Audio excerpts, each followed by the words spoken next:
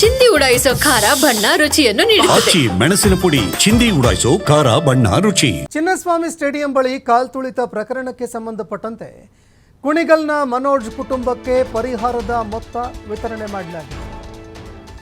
ಕುಣಿಗಲ್ನ ಮನೋಜ್ ಅವರ ಕುಟುಂಬಕ್ಕೆ ಪರಿಹಾರದ ಚೆಕ್ ವಿತರಣೆ ಮಾಡಲಾಗಿದೆ. ತುಮಕೂರು ಜಿಲ್ಲಾಧಿಕಾರಿ ಶುಭಾ ಕಲ್ಯಾಣ್ ಅವರು ಚೆಕ್ ವಿತರಣೆ ಮಾಡಿದ್ದಾರೆ. 25 ಲಕ್ಷದ ಚೆಕ್ ವಿತರಣೆ ಮಾಡಿದ್ದಾರೆ ಜಿಲ್ಲಾಧಿಕಾರಿ ಶುಭಾ ಕಲ್ಯಾಣ್ ಅವರು. ಇನ್ನು ಮೃತಪಟ್ಟಂತಹ ಮನೋಜ್ ಅವರ ತಂದೆ ದೇವರಾಜುಗೆ ಚೆಕ್ ನೀಡಿದ್ದಾರೆ ಜಿಲ್ಲಾಧಿಕಾರಿಗಳು. ಜಿಲ್ಲಾಧಿಕಾರಿಗಳು ಇದೀಗ 25 ಲಕ್ಷ ಪರಿಹಾರ ಹಸ್ತಾಂತರ ಮಾಡಿದ್ದಾರೆ. ತುಮಕೂರು ಜಿಲ್ಲಾಧಿಕಾರಿ ಶುಭಾ ಕಲ್ಯಾಣ್ ಅವರು 25 ಲಕ್ಷ ಮೌಲ್ಯದ ಚೆಕ್ ವಿತರಣೆ ಮಾಡಿದ್ದಾರೆ. ಮೃತಪಟ್ಟಂತಹ ಮನೋಜ್ ಅವರ ತಂದೆ ದೇವರಾಜುಗೆ ಚೆಕ್ ನೀಡಿದ್ದಾರೆ. ಮಗನನ್ನ ಕಳೆದುಕೊಂಡಂತಹ ದೇವರಾಜು ಅವರಿಗೆ ಖುದ್ದು ಜಿಲ್ಲಾಧಿಕಾರಿಗಳು ಚೆಕ್ ಹಸ್ತಾಂತರ ಮಾಡಿದ್ದಾರೆ. ಇನ್ನು ಇದೇ ವೇಳೆ ಕುಟುಂಬಸ್ಥರು ಕೂಡ ಹಾಜರಿದ್ದರು.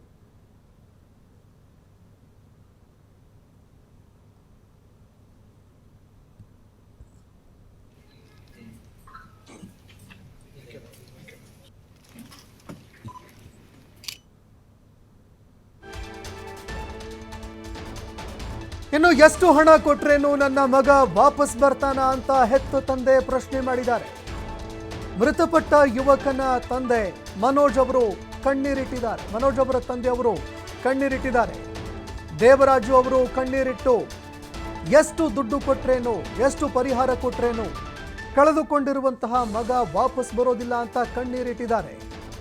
ಮಗನ ಎಜುಕೇಶನ್ 12 ವರ್ಷದಲ್ಲಿ ಮುಗಿತಾ ಇತ್ತು. ವಿದೇಶಕ್ಕೆ ಹೋಗಿ ದುಡಿಬೇಕು ಅಂತ ಕನಸು ಕಂಡಿದ್ದ ನನ್ನ ಮಗ. ಜುಲೈ 27ರಂದು ಮನೋಜ್ ಹುಟ್ಟಿದಂತಹ ಹುಟ್ಟು ಹಬ್ಬ ಇತ್ತು. ಆದರೆ ಅವನ ಬರ್ತ್ಡೇಗೆ ಬೈಕ್ ಗಿಫ್ಟ್ ಕೊಡಬೇಕು ಅಂತ ನಾನು ಅಂದುಕೊಂಡಿದ್ದೆ. ದಯವಿಟ್ಟು ಈ ರೀತಿ ಕಾರ್ಯಕ್ರಮ ವೇಳೆ ಮುನ್ನೆಚ್ಚರಿಕೆ ವಹಿಸಿ. ಹೀಗಾಗಿದ್ದೇ ಆದರೆ ಒಬ್ಬೊಬ್ಬರೇ ಮಕ್ಕಳಿರುವಂತಹ ತಂದೆ ತಾಯಿ ಗತಿ ಎನ್ನುವಂಥ ಪ್ರಶ್ನೆ ಮಾಡಿದ್ದಾರೆ. ನಾವು ಒಬ್ಬೊಬ್ಬನೇ ಮಕ್ಕಳನ್ನ ಹೆತ್ತಿದ್ದೀವಿ. ಒಬ್ಬೊಬ್ಬರೇ ಮಕ್ಕಳನ್ನ ಹೆತ್ತಿರುವಂತಹ ಹೆತ್ತವರ ಗತಿ ಅನ್ನುವಂಥ ಪ್ರಶ್ನೆ ಮಾಡಿದ್ದಾರೆ. ಮೃತಪಟ್ಟ ಯುವಕ ಮನೋಜ್ ಅವರ ತಂದೆ ದೇವರಾಜು ಅವರು ಹೇಳಿಕೆ ಕೊಟ್ಟಿದ್ದಾರೆ. ಯಲಹಂಕ ಸರೌಂಡಿಂಗಲ್ಲಿ ಒಂದು ಕಾಲೇಜ್ ಹತ್ರ ಹೋಗಿ ಕೇಳಿ ಬಂದು ನನಗೆ ಹೆಲ್ಪ್ ಮಾಡೋಣ, ಅಂಗಡಿ ತುಂಬ್ಕೊಂಡು ವ್ಯಾಪಾರ ಮಾಡೋಣ, ಬಿಸ್ನೆಸ್ ಮಾಡೋಣ, ಓದ್ಕೊಳ್ಳೋ ಟೈಮ್ ಓದ್ಕೊಳ್ಳೋದು, ಇಲ್ಲ ಸಾಯಂಕಾಲ ಟೈಮ್ ಅಂಗಡಿ ಬಂದು ನನಗೆ ವ್ಯಾಪಾರ ಮಾಡ್ಕೊಡೋಕ್ಕೆ ನಮಗೂ ರೆಸ್ಟ್ ಕೊಡೋದು ಸ್ವಲ್ಪ. ಬರ್ತಡೇ ಯಾವಾಗ ಸರ್? ಜುಲೈ 27. ಜುಲೈ 27.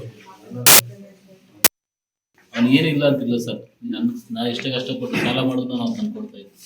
ಆದರೆ ಪೋಲಿ ಅಂತೂ ಅಲ್ಲ ಸರ್, ಒಳ್ಳೆ ಹುಡುಗಿ ಸರ್. ಯಾರನ್ನಾರ ಕೇಳಿ ಅಲ್ಲಿ ಹೋಗಿ ಯಲಹಂಕ ಸರೌಂಡಿಂಗಲ್ಲಿ ಒಂದು ಕಾಲೇಜ್ ಹತ್ರ ಹೋಗಿ ಕೇಳಿ ಬಂದು ನನಗೆ ಹೆಲ್ಪ್ ಮಾಡೋಣ, ಅಂಗಡಿ ತುಂಬ್ಕೊಂಡು ವ್ಯಾಪಾರ ಮಾಡೋಣ, ಬಿಸ್ನೆಸ್ ಮಾಡೋಣ, ಓದ್ಕೊಳ್ಳೋ ಟೈಮ್ ಓದ್ಕೊಳ್ಳೋದು, ಇಲ್ಲ ಸಾಯಂಕಾಲ ಟೈಮ್ ಅಂಗಡಿ ಬಂದು ನನಗೆ ವ್ಯಾಪಾರ ಮಾಡ್ಕೊಡೋಕ್ಕೆ ನಮಗೂ ರೆಸ್ಟ್ ಕೊಡೋದು ಸ್ವಲ್ಪ.